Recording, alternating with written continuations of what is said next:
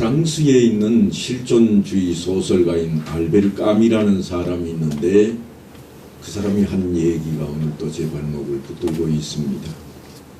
그가 무슨 말을 했는가 하면 그리스도인이 할 일은 그리스도인답게 살아주는 일이다, 그런 말을 했습니다.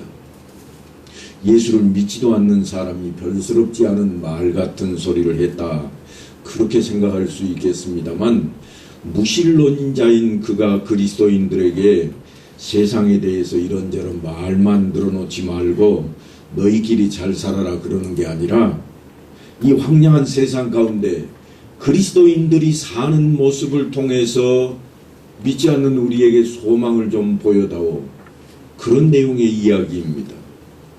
실존주의자다운 그런 발언을 했습니다. 그런데 그 실존주의가 뭔가 하면 요즘 흔히 우리가 외치고 있는 개인주의에 해당하는 것들입니다. 개인의 자유나 책임 그리고 주관성을 중요하게 여기는 철학적이고 문학적인 흐름을 실존주의라 그럽니다. 그러니까 단순히 인간은 생각하는 그러한 주체가 아니라 행동하고 느끼며 살아가는 그런 주체라, 그런 이야기입니다. 그걸 주장하는 사람들의 모임 가운데에서도 유명하다고 하는 알베르 까미라고 하는 사람이 우리를 향해서 그렇게 이야기하는 겁니다. 그리스도인들이 할 일은 그리스도인답게 살아주는 것이다. 오직이나 그리스도인답지 못함이 그들 눈에까지 띄었으면 그런 이야기를 하게 되었을까요? 세상 사람마저도 그런 말을 하게 만들어버리는 우리의 모습들입니다. 본문은 이렇게 시작하고 있습니다. 내가 오늘 복과 저주를 너희 앞에 두나니. 그런데 놀랍게도 하나님께서 복과 저주에 대한 말씀을 하시면서 가나안 땅에 있는 두 산을 거명하십니다. 네 하나님 여호와께서 네가 가서 차지할 땅으로 너를 인도하여 들이실 때에 너는 그리심산에서 축복을 선포하고 에발산에서 저주를 선포하라. 축복의 산으로 그리심산을, 그리고 저주의 산으로 에발산을 올라가게 하셨습니다. 혹시 가보시면 아시겠습니다만 야곱의 우물이 있는 저 아래쪽에 수가성에서부터 산자락이 아주 높이 올라 있습니다.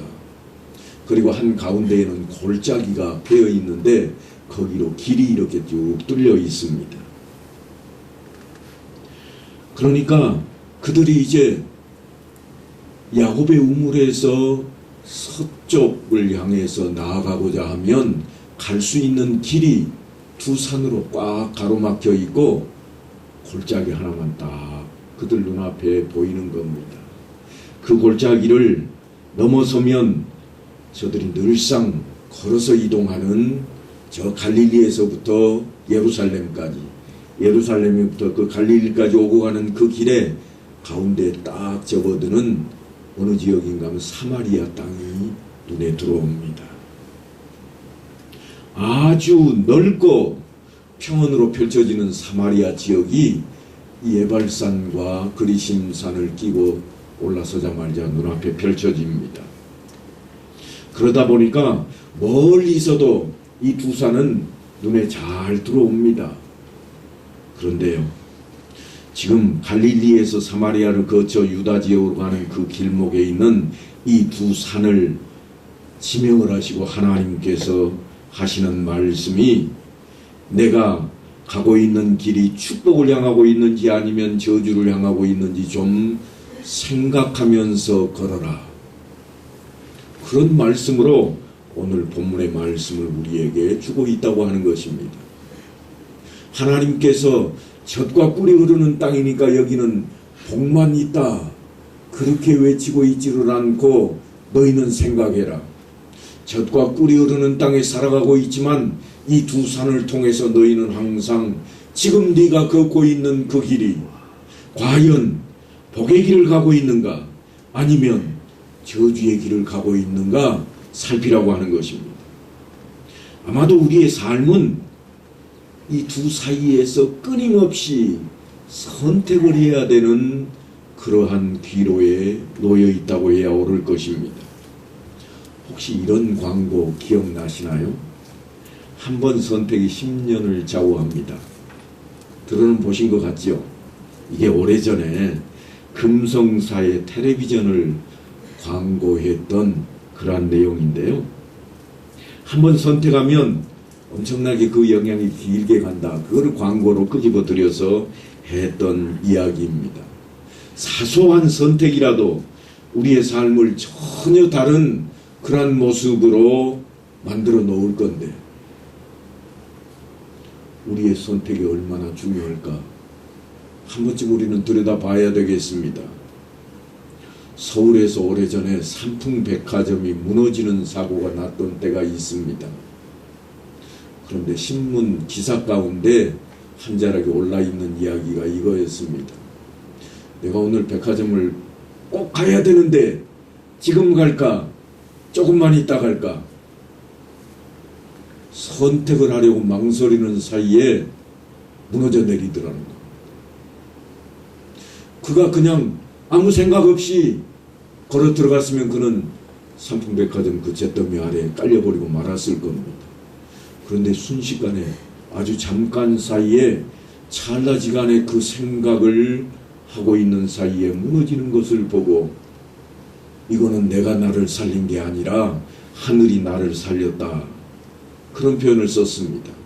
그가 아마도 예수를 믿는 사람이었다면 하나님이 살렸다고 그랬을 겁니다.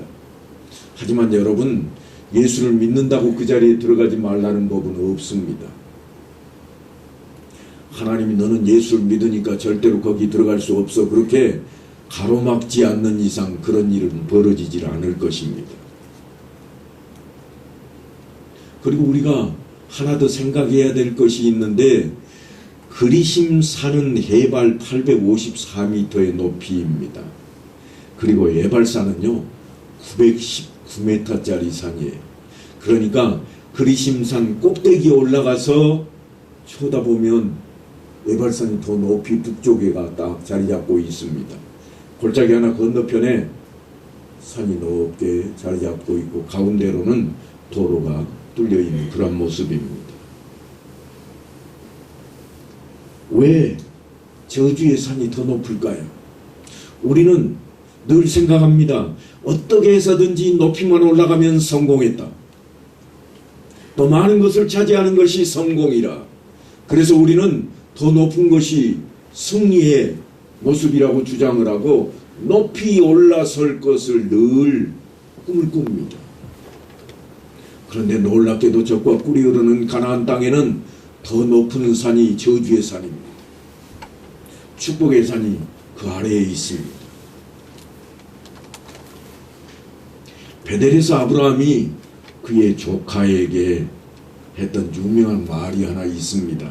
그게 뭔가 하면 롯에게 하는 말이 네 앞에 온 땅이 있지 아니하냐 나를 떠나가라. 네가 좌하면 나는 우하고 네가 우하면 나는 좌하리라. 그래서 롯이 눈을 들어서 멀리 이렇게 바라다 봅니다. 바라다 봤더니 아주 아름다운 땅이 하나 눈에 띕니다. 풍요로운 땅입니다. 에덴 동산처럼 아름다워 보이고 애굽처럼 비옥하게 보이는 땅이 눈앞에 들어왔습니다. 이에 롯이 눈을 들어 요단 지역을 바라본즉 소알까지 온 땅에 물이 넉넉하니 여호와께서 소돔과 고모라를 멸하시기 전이었으므로 여호와의 동산 같고 애굽 땅과 같았더라. 그때까지만 해도 요단강이 흘러내리고 죽음의 땅으로 소돔과 고모라가 변하지 않은 때였습니다. 지금은요 풀 한 포기도 나지 않는 그런 땅으로 변해 있습니다. 어떻게 땅인데 풀 한 폭이 없을까? 정말 거기는 그럽니다. 우리가 흔히 생각하는 광야라고 생각하는 곳은 가보면 비가 내리기만 하면 그곳에 풀이 나옵니다. 나무도 있습니다. 사막이라고 하는 것도 모래가 이리저리 바람에 날려가지만 조금만 가다 보면 나무도 있고 또한 오아시스라고 하는 물이 모인 곳도 있습니다. 그런데 고모라 땅은요, 아예 풀 한 포기도 나지를 않습니다. 우리가 상상할 수 없는 그런 땅입니다. 그렇다고 모래 땅인가? 모래 땅도 아닙니다. 그냥 흙입니다. 아니, 바위가 부서져서 흙이 됐다고 해야 옳을지 모르겠습니다. 심하게 이야기한다면 마치 소금 땅처럼 되어 있습니다. 그래서 그 아래쪽에는 사해 바다가 머물고 있는 자리가 우리 눈에 보이게 되는 것입니다. 그런데 여러분, 롯이 택했던 그 아름답고 좋은 땅, 그래서 자기가 차지했지만 결과는 어떠했습니까? 그것은 저주의 땅으로, 심판의 땅으로 변해버리고 말았습니다. 그 아름다움이, 그 넉넉함이, 그 풍요로움이 사실은 롯의 발목을 붙잡아 버렸던 것입니다. 지금은 광야보다도 못한 그러한 땅이 되어버리고 말았습니다. 어쩌다가 그렇게 되었을까요? 그것은 그들의 삶 때문입니다. 내 형제들아, 이런 악을 행하지 말라 라고 이야기하듯이 그들이 악을 행하며 살아가고 있기에 하나님께서 그 땅을 심판하고 말았습니다. 하나님께서는 왜 그들을 심판하실 때 가차없이 하셨을까? 롯의 모습을 보면 그 내용이 확연하게 드러납니다. 내게 남자를 가까이 하지 아니한 두 딸이 있노라. 청하건대 내가 그들을 너희에게로 이끌어내리니 너희 눈에 좋을 대로 그들에게 행하고 이 사람들은 내 집에 들어왔은즉 이 사람들에게는 아무 일도 저지르지 말라. 아주 믿음이 좋은, 아니 손님 대접을 잘하는 귀인처럼 그렇게 보여지는 장면입니다만 실제로는 롯이 지금 전혀 하나님을 찾고 있지를 않습니다. 그렇게 어려움이 닥쳤는데도 기도할 생각을 하지 않습니다. 하나님 앞에 엎드리지를 않습니다. 그리고 그가 구한 것이 뭔가 하면 세상의 방법을 모색하고 있는 것입니다. 어느 것이 자신을 지키고 손해를 덜 보는 것일까? 그저 딸을 희생해서라도 내 가정은 좀 지켜야 되겠다, 그런 마음이 아니었을까? 성도 여러분, 마음속 깊이 각성을 해야 합니다. 하나님의 뜻이 무엇인지 믿음의 눈으로 바라봐야만 합니다. 우리도 늘상 선택의 기로에 서 있기 때문입니다. 무슨 일을 선택할 때마다 우리는 이게 좀 더 나을까 저게 나을까, 그저 우리의 살아온 인생 여정을 통해서 판가름을 많이 해버립니다. 그러나 그때마다 하나님을 찾으라고 성경은 우리에게 이 교훈을 보여주고 있는 것입니다.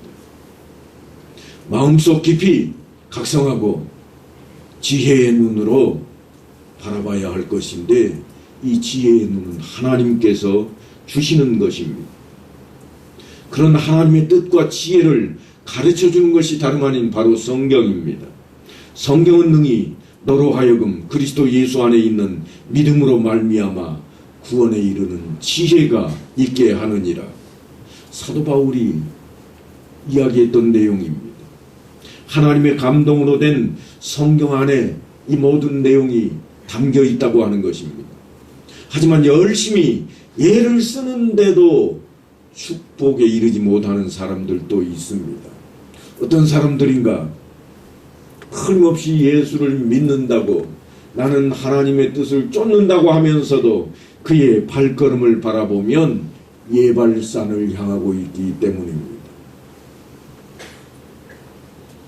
제가 서두에도 말씀을 드렸습니다만 예발산이 그리심산보다도 훨씬 더 높습니다. 우리는 늘 높은 것을 추구하다 보니까 예발산을 향해서 가기가 쉽다는 이야기입니다. 유혹받기 너무나도 쉬운 것입니다.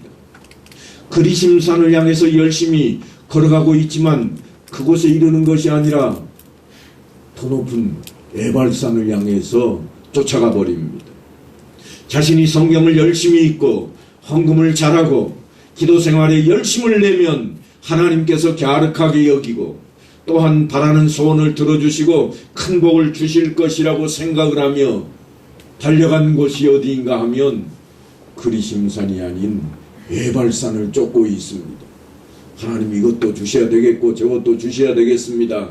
하나님 뜻이 아닌 내 생각, 내 주장을 정해놓고 그것을 가다 보니까 종착지가 어디가 되어버리고 말았는가 하면 그리심산이 아니라 에발산이 되어버리고 말았습니다. 틀림없이 그는 그리심산을 거쳐갔을 것입니다. 나는 하나님의 말씀대로 살겠다고 각오도 했고 다짐도 했을 것입니다. 그저 새해가 다가오기만 하면 지난 한 해 동안에 이루지 못한 것들 다 내려놓고 이제 새해에는 새롭게 시작해서 정말 가보자, 바르게 살아보자. 그래서 그리심산을 향해서 열심히 올라갔는데 올라가는 그 열정이 너무 과하다 보니까 그것을 지나쳐서 더 높은 곳, 더 위에 있는 곳을 향해 쫓아가 버리고 만 것입니다. 그래서 대가가 어떻게 오는가? 우리의 신앙생활 가운데 공로주의라는 것이 자리 잡게 되는 그러한 대가로 율법주의의 소산이 쏟아져 들어오게 된다고 하는 것입니다. 하나님의 자비하심과 은혜를 바라고 시작했지만 나중에 가서는 자신의 의를 이루려고 하는 그러한 율법주의적인 내용을 쫓아가게 되어버립니다. 성경은 그런 사람들을 향해서 바리새인이라 그런 표현을 쓰고 있습니다. 그들은 평생 동안 누구 못지않게 열심을 다했고 예를 썼던 사람들입니다. 그런데 그들이 당도한 것은 다름 아닌 에발산이었습니다. 예수님께서 그들을 향해서 하신 말씀이 있습니다. 누가가 먼저 이렇게 기록을 합니다. 너희 율법 교사여, 너희가 지식의 열쇠를 가져가서 너희도 들어가지 않고 또 들어가고자 하는 자도 막았느니라. 하지만 마태는 더 노골적으로 이렇게 전합니다.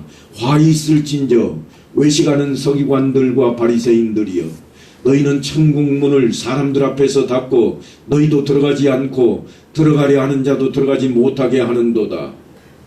무슨 말씀인가 하면 이들이 딱하니 그리심산 꼭대기를 차지하고서는 그 앞에 서서 인도하는 겁니다.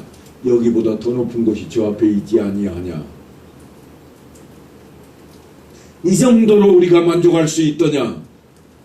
더 좋은 것, 더 높은 것이 저 바로 앞에 있지 아니하냐. 우리 저리 가보자. 그렇게 해서 그곳을 향해 이끌어간다고 하는 것입니다. 그들은 모세가 전하는 하나님의 뜻을 끝까지 지키지 못했습니다.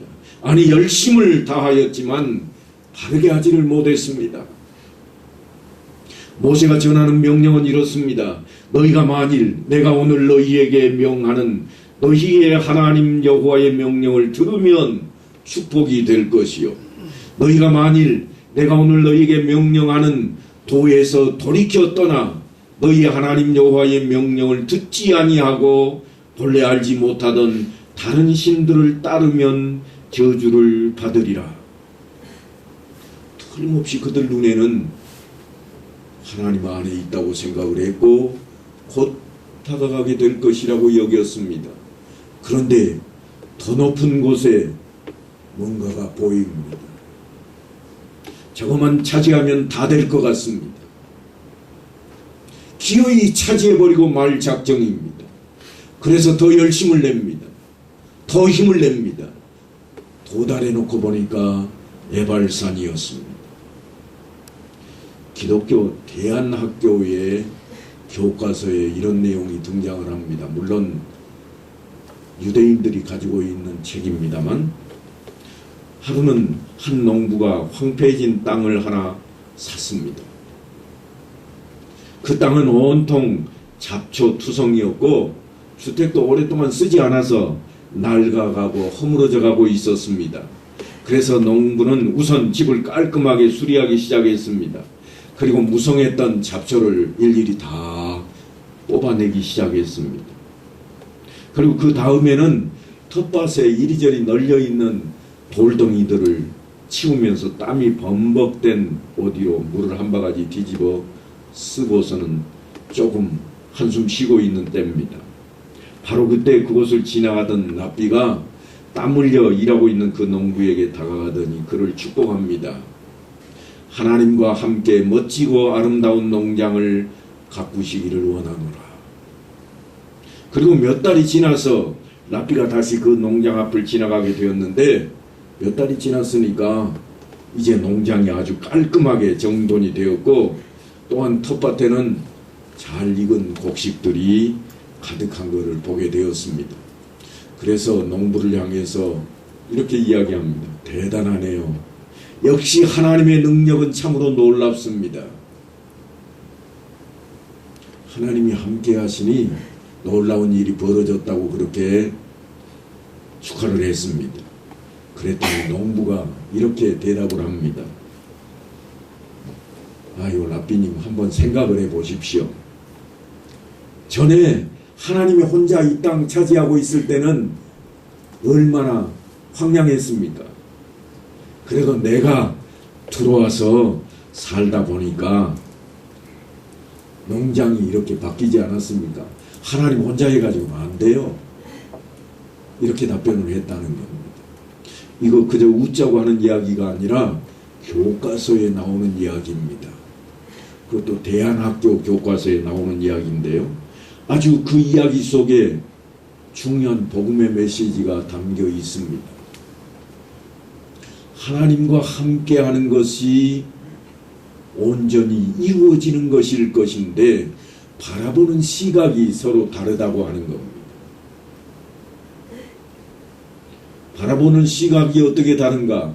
랍비의 눈에는 하나님께서 그 사람 농부를 관여하고 간섭하셔서 그것을 관리하게 하셨다고 생각하는 반면 이 농부는 자기가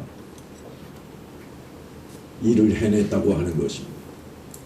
하나님께서 버려둔 땅을 자기가 개발했다고 생각을 했습니다. 참으로 놀라운 모습의 반전입니다. 우리가 세상을 어떻게 바라볼 것인가? 거기에 따라서 우리는 삶의 질이 바뀌게 될 것입니다. 예수를 믿노라 하면서도 예수 안에 우리는 들어가기 싫어합니다. 아니, 예수님께서 내 안에 들어오시는 것을 거부하고 있는지도 모르겠습니다. 왜냐하면 간섭받기 싫습니다. 양심의 가책을 느끼기도 싫습니다. 그저 대충 이렇게 하면 안 되는가? 그런 정도가 우리를 사로잡고 있습니다. 우리는 우리 자신을 좀 들여다봐야 되겠습니다. 왜 모세는 하나님께서 허락하신 말씀을 통해서 에발산과 그리심산을 통해 젖과 꿀이 흐르는 땅 안에 살고 있는 그들에게 그곳을 바라보게 했을까? 우리는 정말 자신을 잘 바라보고 온전한 길로 나아가야만 할 것입니다. 성경을 기록해 놓았던 이 히브리어는 사실 어휘력이 대단히 빈약합니다. 그래서 한 단어 가지고 해석하는 것에 따라서 내용이 많이 바뀌곤 합니다. 여러분들이 목사님들이 설교할 때마다 들어보면 똑같은 성경 말씀인데 이분은 이렇게 이야기하고 저분은 왜 저렇게 이야기할까? 그럴 수 있습니다. 왜냐하면 단어 하나를 놓고도 번역하는 게 달라질 수 있기 때문입니다. 예를 든다면 이런 것들입니다. 바다를 의미하는 히브리어가 얌이라고 하는 단어가 있습니다. 그런데 이 단어는 하나님이 묻을 땅이라 부르시고 모인 물을 바다라 부르시니 하나님이 보시기에 좋았더라. 그래서 바다라고 여기에는 번역을 해 놓았습니다. 그런데 이 단어가 바다라고 하는 이 단어가 호수로도 쓰입니다. 어디에는 호수라고 쓰고 있는가 하면 갈릴리 호수를 어떤 성경에는 긴네렛 동쪽 해변에 이르고 그랬습니다. 여기에 나오는 긴네렛은 뭐라고 거기에 되어 있는가? 히브리어로는요, 얌이라는 단어가 거기에 들어 있습니다. 그러니까 긴네렛 바다라. 갈릴리 호수라고 분명히 이야기했는데 짠물이 아닌 민물인데 한편에서는 바다로 그렇게 해석을 해놓고 있기도 합니다. 그뿐이 아닙니다. 손 씻는 대야를 뭐라고 부르는가 하면 바다라 그렇게 번역을 해 놓았습니다. 우리 성경을 보다 보면 바다가 성막 앞에 이렇게 딱 놓여 있습니다. 그리고 그 바다에서 손을 씻고 구별되게 해서 깨끗하게 하고 성소에 들어가도록 했던 모습. 대야를 받아라. 물 담은 것을. 왜냐하면 물이라고 하는 이 얌이라는 단어가 어떤 때는 물이 되고 어떤 때는 바다가 되고 어떤 때는 호수가 되고 어떤 때는 강이 되어버리기 때문에 그렇습니다. 하지만 그렇게만 되어 있는 것은 아닙니다. 조금 전에 읽었던 성경 안에 땅이라고 하는 것이 등장합니다만 땅이라는 단어는 놀랍게도 히브리어의 단어가 둘씩이나 됩니다. 물과 바다, 호수는, 강은 다 한 단어로 쓰고 있는데요. 놀랍게도 땅에 대한 것은 단어가 둘이 있습니다. 우리가 흔히 잘 알고 있는 아담이라고 하는 아담아가 흙이라는 땅이라는 단어입니다. 또 다른 단어가 하나 있는데 예레찌라 하는 단어가 있는데 우리가 흔히 영어로 할 때 earth라는 단어를 쓰잖아요. 이게 땅이에요. 왜 하나님께서는 물에 대해서는 이렇게 한 단어로 이것저것 쓰도록 허락을 하시고 흙에 대해서는 이렇게 갈라놓으셨을까?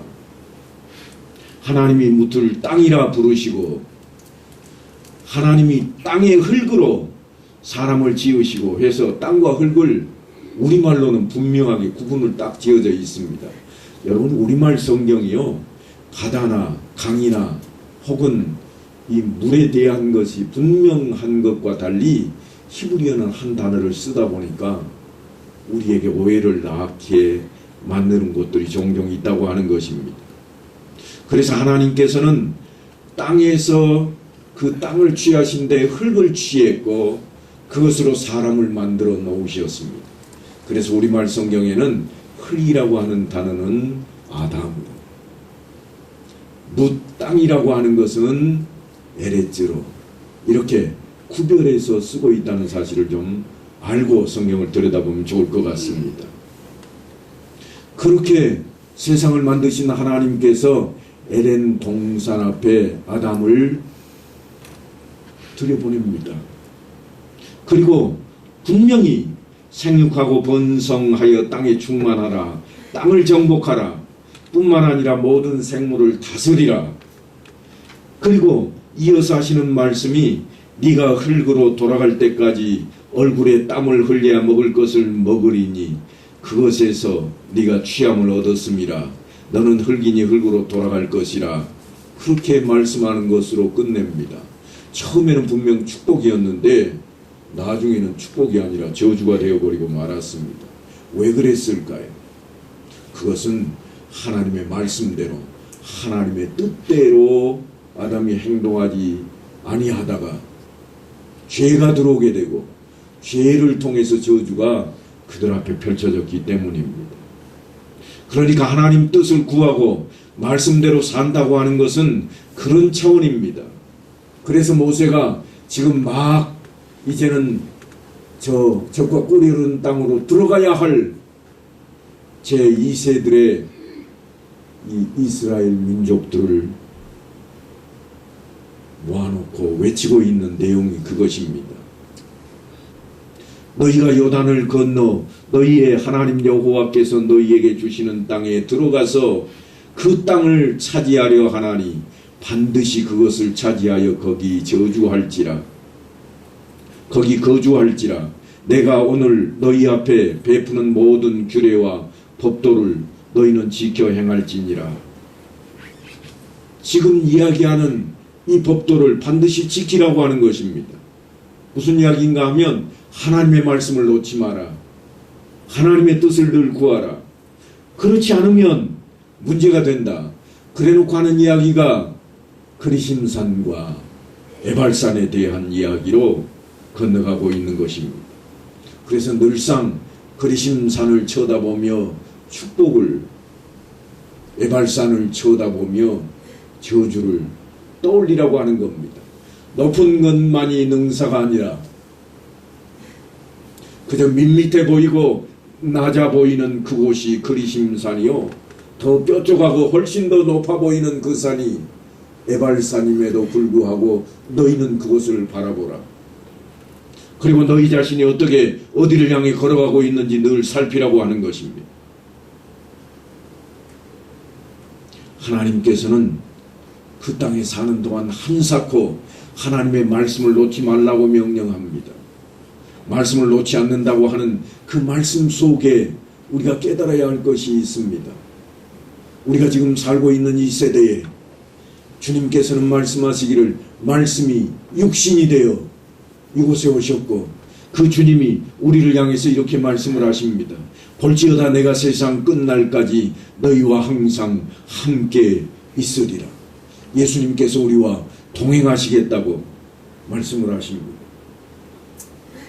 동행한다 이 말은 그냥 멀거니 쳐다보고만 있다는 뜻이 아닙니다. 함께 걷겠다고 하는 것은 간섭을 하겠다는 말씀입니다. 그러니까 예수를 믿는다고 하는 것은 그냥 내 마음대로 하는 것이 아니라 하나님의 말씀을 늘상 쳐다보고 말씀대로 살아가고 있는지 확인하고, 그래서 마치 이스라엘 백성들이 적과 꿀이 흐르는 땅에서 그리심산을 쳐다보고 에발산을 쳐다보았던 것처럼 내 안에 항상 계시는 성령을 통해서 내가 늘 어떻게 살아가고 있는지 바라보고 또한 따져봐야 되겠다고 하는 것입니다. 어떤 사람들에게 주님께서 그렇게 하기를 원하고 있는가? 바로 이런 것입니다. 내가 너희에게 분부한 모든 것을 가르쳐 지키게 하라, 이렇게 말씀하신 것으로 볼 때에 말씀 안에 거하는 사람들입니다. 말씀 안에 거하는 사람들에게 내가 너희와 항상 함께 있으리라 약속을 하시는 것입니다. 바로 그 주님께서 사람들이 가장 저주스럽게 여겼던 낮은 언덕, 아무도 귀하게 여기지도 않았던 그 언덕에, 골고다 언덕에 오르시게 됩니다. 사실 골고다의 언덕을 오르실 때까지만 해도 저주의 언덕이었습니다. 십자가 형틀을 매다는 곳이었습니다. 나무에 달린 자마다 저주라고 성경에 기록된 것처럼 저주의 자리였습니다. 그러나 우리는 이미 알고 있습니다. 주님께서 십자가에 못 박혀 돌아가신 그 골고다 언덕이 이제는 저주의 언덕이 아니라 축복의 언덕으로 바뀌었다고 하는 것을. 그래서 우리는 이런 찬양을 부르잖아요. 주님 가신 길, 십자가의 길, 외롭고 무거웠던 길, 골고다의 거친 언덕길, 지치신 주님의 모습, 오 나의 주님 용서하소서. 죄인 이에 고난 받으셨네. 우리의 신앙 고백입니다. 이 세상에 생명 주시길 그렇게도 원하셨던 길, 우리의 생명, 영원한 생명을 위해 그분께서 가신 그 골고다 언덕, 그러니 그곳은 축복의 언덕이요 축복의 산이 되는 것입니다. 높이 올라가야만 축복이 아니요, 낮은 데로 임하셨던 주님의 모습처럼 때로는 우리가 용서하고 놓아버리고 관용하고 베푸는 것이 축복의 자리인 것을 알아야만 할 것입니다. 주님께서 하나님의 뜻대로 순종을 하시자 저주의 언덕이었던 그 저주의 산은 더 이상 저주의 산이 아니었습니다.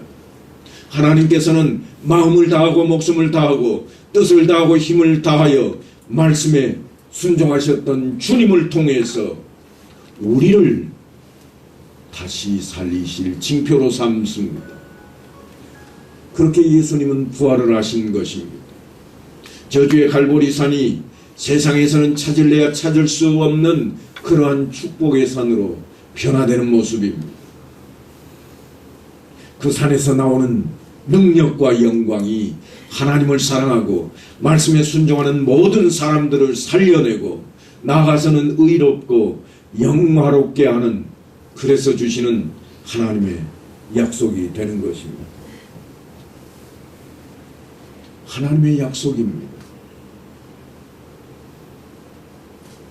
며칠 전에 한 분이 강의하는 것을 TV를 통해 잠깐 들었는데 이런 말씀이 등장하더라고요. 여러분, 신약과 구약이 무엇을 의미합니까?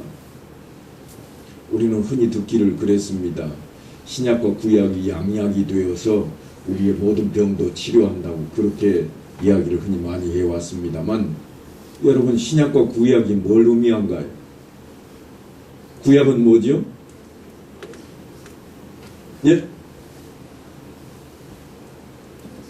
구약은 오래된 약속입니다. 예적 약속이에요. 그래서 구약입니다. 신약은요, 새로운 약속, 새로운 약속이에요.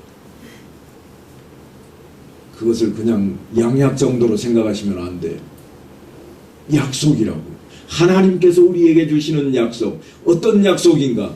이전의 약속이 있었다면 이전의 약속은 네가 이렇게 하면 너는 축복을 받게 되리라. 새로운 약속은 무엇인가? 예수 그리스도를 통해서 영원한 생명이 너희에게 있게 되리라. 그래서 창조와 부활이 하나로 묶이게 되는 것입니다.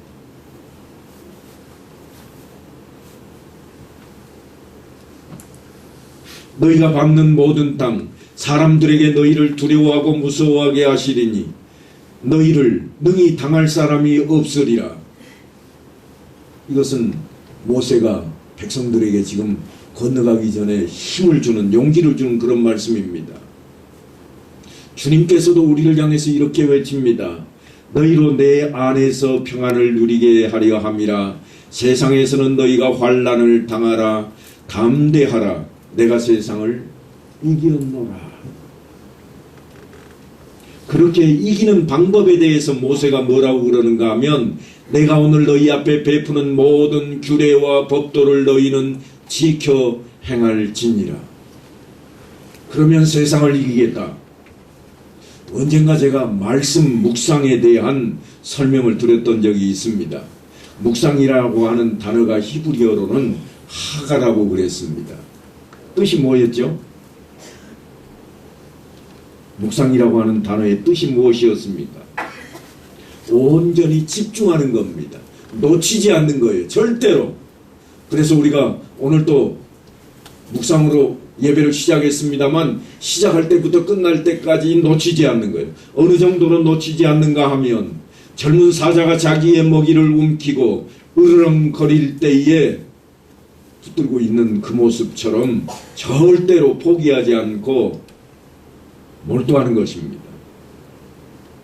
그래서 오직 여호와의 율법을 즐거워하여 그의 율법을 주야로 묵상하는도다 하고 우리가 외칠 수 있게 되는 것입니다. 사랑하는 성도 여러분, 그렇게 하나님의 뜻을 따라 말씀대로 살기 위해서 최선을 다하는 성도들이 되셔서 축복의 산, 그리심산 봉우리에 오르는 여러분들 모두 되시기를 간절히 축원합니다.